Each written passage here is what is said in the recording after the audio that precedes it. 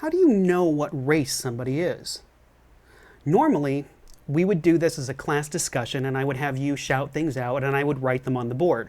But instead, because we're asynchronous, I will give you some examples that I have heard instead.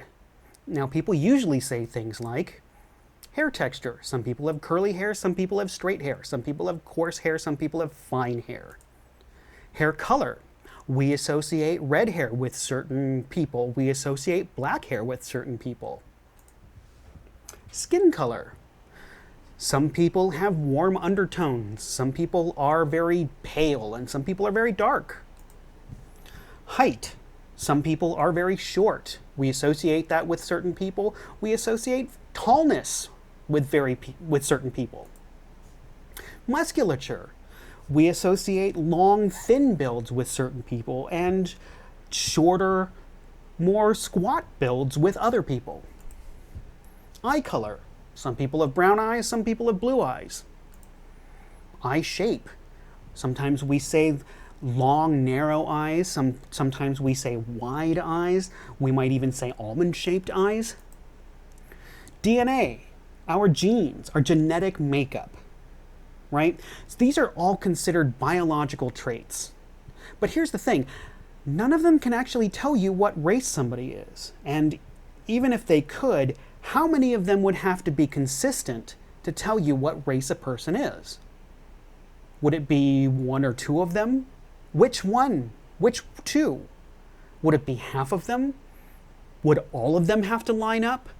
We don't really have a correct answer for that. And in fact, only 10% of the genetic diversity in humans occurs between what we consider racial groups. That means that 90% of the genetic diversity occurs inside so-called racial groups. That means that a person who looks like me is more likely to have physical traits and DNA in common with somebody who looks like Steve Harvey than with somebody who looks like John Cho, rather. Now, the idea of race has only existed for about 400 years. The categories of what races there are has changed over time, too. Even the United States Census, which asks you to pick one, has had different numbers of categories and has called those categories different things over time. In other words, while some people might say that race is biological and that ethnicity depends on a person's culture, both are actually socially constructed. Now, in person, I would also ask the non-white people right now to shout out some of the things that people have told them based on their perceived race. So I'll give you some more examples here. People often say things like, I thought you guys were supposed to be good at math. Well, you know what they say about black guys. Wow, you speak English really well. Do you speak any other languages? Where are you from? No, where are you originally from? I thought your people were supposed to be passive and quiet. He has a Latin temper. She has a big black ass. I'm not really attracted to Asian people. Now, these are judgments of people's personalities and their bodies based on racialized stereotypes.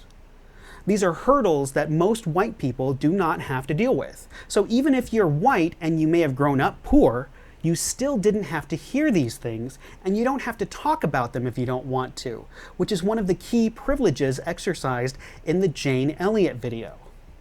Also note the hurdles that come up in the unequal opportunity race video. White privilege is the ability to not have to deal with some or all of these hurdles.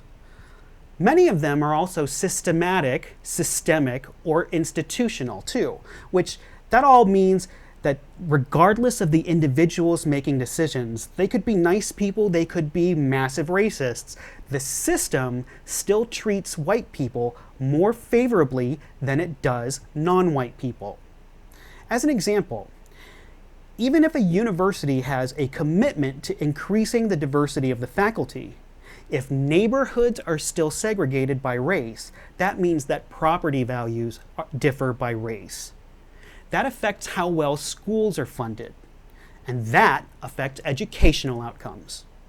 That also affects your ability to borrow money against your home to pay for things like school. And these are hurdles that potential faculty of color are more likely to have to deal with before being on even level footing with the white candidates for the job. It may surprise you to know that neighborhoods and schools are actually more segregated by race now than they were when we integrated schools in 1957.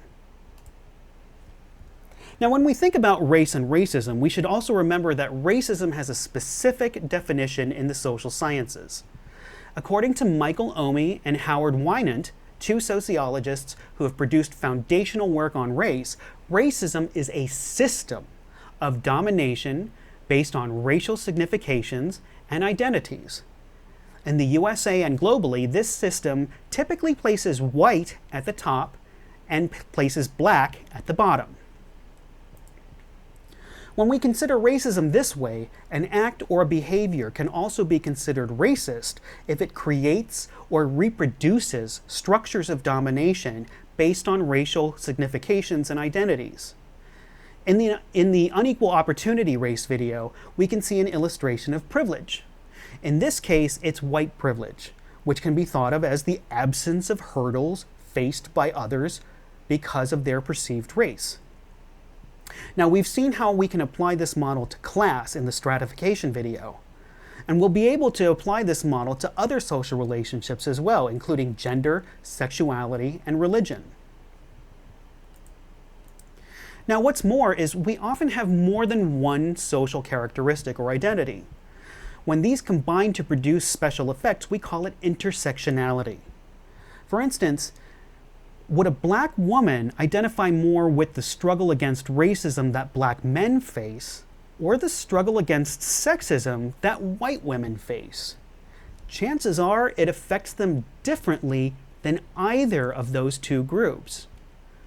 One classic example has been when women worked during World War II and their husbands returned from battle. It forced the women back into the home. And middle-class white women referred to this as the problem that has no name. They felt like their new lives as housewives lacked meaning and purpose. But working-class women of color were like, what the hell are you talking about? We've always had to work. We don't have the choice to stay home.